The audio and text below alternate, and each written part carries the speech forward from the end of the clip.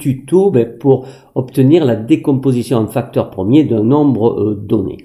Donc on a déjà fait précédemment un petit tuto, mais je l'ai levé parce qu'il y avait une petite erreur, et donc la petite erreur elle était la suivante. Donc si le nombre était premier, on n'obtenait aucun nombre dans la liste, alors que si par exemple vous faites la décomposition de 17, 17 égale 17, et donc il doit apparaître le 17 dans la liste.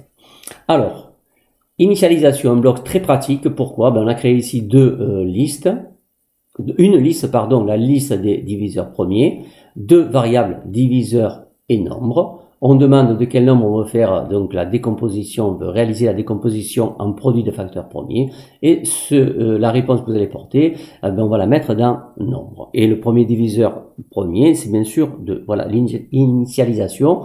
Pour faire donc pour le script donc initialisation, vous mettez la commande que vous allez trouver ici.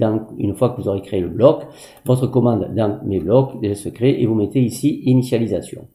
Alors ensuite, donc qu'est-ce qu'on va faire? On va essayer de diviser nombre par le premier diviseur. Alors si c'est un diviseur, donc cela veut dire que le modulo, c'est-à-dire le reste de la division euclidienne de nombre par diviseur, donne 0.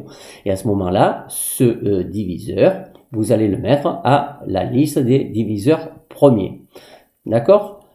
Tant que ce diviseur premier est encore un diviseur du nombre obtenu en faisant nombre divisé par diviseur, eh bien vous allez continuer à diviser. Exemple, si vous prenez 8, donc vous allez diviser 8 par 2, 2 est un diviseur, 8 divisé par 2 égale 4, 4 encore divisé par 2, donc 2 est encore un diviseur, donc 2 fois 2, vous obtenez 2, et 2 admet 2 encore pour diviseur, 8 égale 2 fois 2 fois 2, c'est-à-dire 2 puissance 8, 2 exposant 8.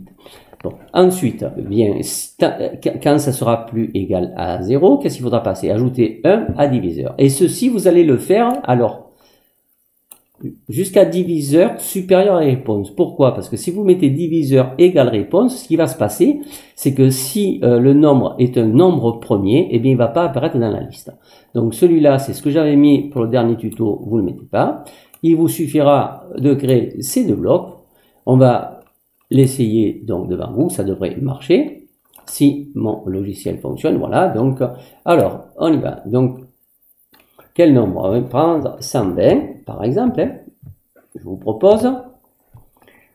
Donc, ici, alors la longueur est bien 5. 2 fois 2 fois 2 fois 3 fois 5. 2 fois 2, 4. 2 fois 4, 8. 3 fois 8, 24. 5 fois 24. Normalement, on tombe sur 120. Il n'y a pas de souci.